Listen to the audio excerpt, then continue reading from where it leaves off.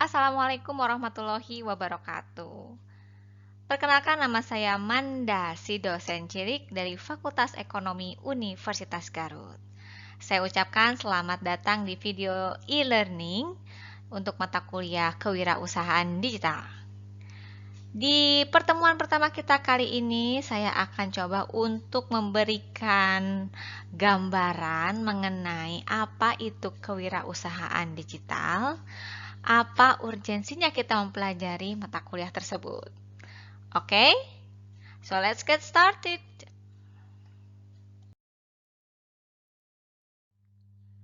Pada pertengahan tahun 2015, Jakarta khususnya dihebohkan dengan kemunculan perusahaan teknologi yang mengoperasikan transportasi angkutan sepeda motor atau ojek berbasis aplikasi. Ya, Gojek ya, teman-teman mungkin masih ingat.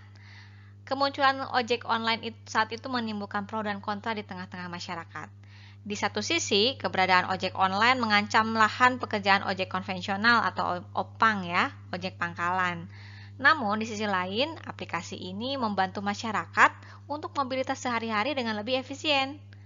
Kontroversi ini terus berlanjut hingga Presiden Jokowi bekerja sama dengan kementerian terkait menyepakati beberapa peraturan untuk menjembatani dilema yang dihadapi oleh masyarakat dan pelaku bisnis ojek.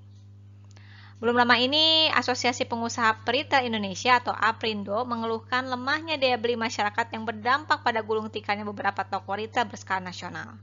Munculnya platform jual beli online turut mempengaruhi turunnya penjualan peritel konvensional. Kedua contoh tersebut adalah contoh pengaruh dari kemajuan teknologi yang berdampak pada pola kehidupan masyarakat secara sosial dan ekonomi. Kemajuan teknologi menawarkan kemudahan kepada masyarakat dalam melakukan beberapa aktivitas sehari-hari, seperti berkomunikasi, membeli barang, memesan tiket, hingga bertransaksi dengan hanya menggunakan gawai. Pemerintah melalui kementerian terkait juga melakukan upaya untuk mendorong transformasi bisnis dan membentuk ekosistem masyarakat yang siap menghadapi kemajuan teknologi. Salah satunya adalah dengan membuat peta jalan sistem perdagangan nasional berbasis elektronik atau disebutnya Roadmap E-commerce tahun 2017 hingga 2019 kemarin ya.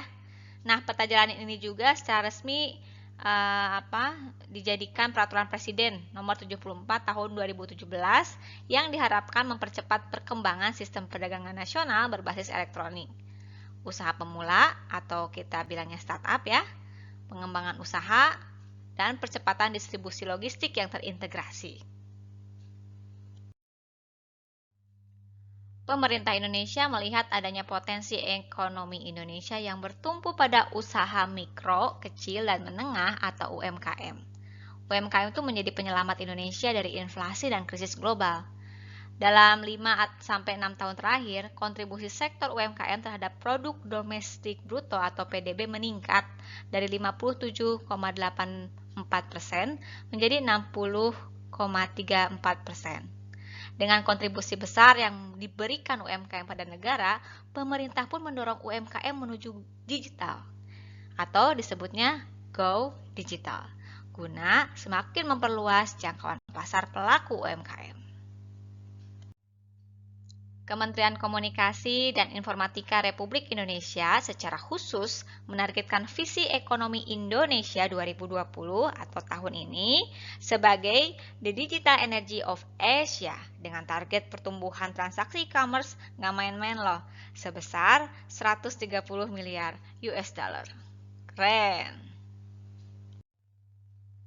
Selanjutnya, mari kita lihat langkah-langkah apa yang telah dilakukan pemerintah untuk mengupayakan program-program tadi ya. Oke, jadi sejumlah program dan fasilitas itu sudah disiapkan agar UMKM terus tumbuh dan minat kewirausahaan masyarakat itu terus meningkat. Saat ini, level kota dan kabupaten disediakan fasilitas inkubasi bisnis-bisnis mikro yang terpusat. Masyarakat di era digital pada umumnya cenderung menginginkan inovasi dan kemudahan dalam kehidupan sehari-hari. Hadirnya platform jual beli online, media sosial, dan transaksi pembayaran secara elektronik adalah pilihan yang efisien bagi masyarakat.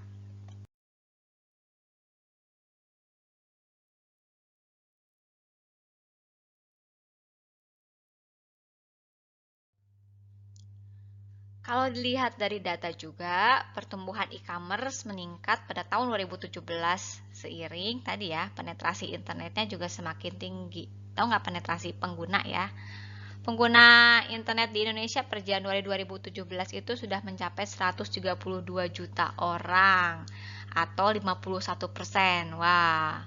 Dan 97,4%-nya sudah mengakses internet untuk membuka media sosial. Selain platform jual beli online atau situs-situs e-commerce, jejaring media sosial ini juga dimanfaatkan oleh pelaku bisnis dan masyarakat untuk melakukan jual beli barang. Dengan koneksi internet yang semakin mudah didapatkan, komunikasi real time menggunakan media sosial juga akan memperlancar proses jual beli. Dalam kondisi tersebut, Indonesia berada pada 12 negara di dunia dengan penetrasi penggunaan telepon pintar atau smartphone terbesar di dunia.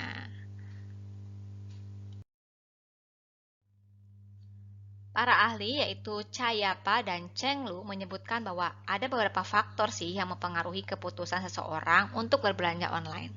Saya adopsi ya. Yang pertama adalah faktor kenyamanan. Faktor kenyamanan ini penting terutama bagi masyarakat yang menghindari keramaian untuk berdesak-desakan apabila berbelanja di toko. Siapa yang suka desak-desakan? Ada yang suka sih, tapi kalau saya pribadi nggak suka ya. Apalagi kalau ada diskon dan di hari-hari libur. Wah, ya. Masyarakat memilih berbelanja online. Sebagian juga ini ya. Untuk menghindari interaksi tatap muka yang terkadang menimbulkan ketidaknyamanan ketika sedang belanja. Apalagi kalau sekarang sedang corona ya, banyak yang berpindah ya sementara dari biasanya datang ke pasar, ke toko menjadi via e-commerce saja belanjanya ya atau menggunakan media sosial karena lebih nyaman saat ini. Faktor kedua adalah kelengkapan informasi. Internet membuat akses terhadap informasi lebih mudah. Selain itu, beberapa platform menyediakan fitur rating dan review untuk memberikan ulasan tentang kualitas dan informasi produknya. Berikutnya adalah ketersediaan produk dan jasa. Hanya dengan mengakses website, masyarakat dapat mengetahui ketersediaan barang tanpa harus berkunjung ke toko tersebut. Hal ini juga dapat membantu calon pembeli yang berlokasi jauh dari toko dengan tidak perlu berkunjung namun tetap dapat membeli barang secara online. Faktor terakhir adalah efisiensi biaya dan waktu.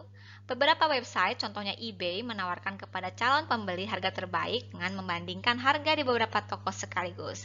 Ini penting banget kalau buat saya ya selaku pembeli gitu ya. Selain itu, online shopping dapat dilakukan di mana saja dan kapan saja. Pertemuan kita hampir berakhir, tetapi saya mau share dulu nih, ada quote keren dari salah satu founder e-commerce ya, yaitu Jack Ma. Oke, if you are doing business, not that simple to only buy. You have to create something. You have to create something that never exists for the future. Jika Anda menjalankan bisnis, jangan hanya sekedar membeli. Anda harus membuat sesuatu. Anda harus membuat sesuatu yang belum pernah ada sebelumnya untuk masa depan. Keren ya? Adaptasi adalah kunci dari ketahanan bisnis yang maksimal.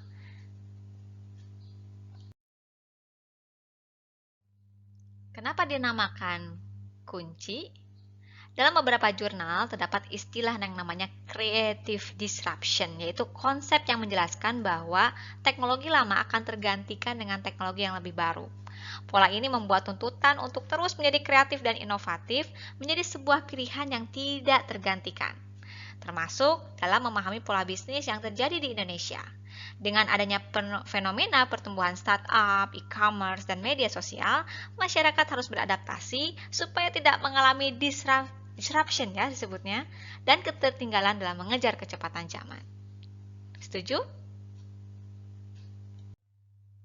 Alhamdulillah, selesai juga materi kita kali ini mengenai pengantar kewirausahaan digital. Terima kasih pada teman-teman semua yang sudah menonton, like, dan subscribe. Kita ketemu lagi di video selanjutnya. Assalamualaikum warahmatullahi wabarakatuh.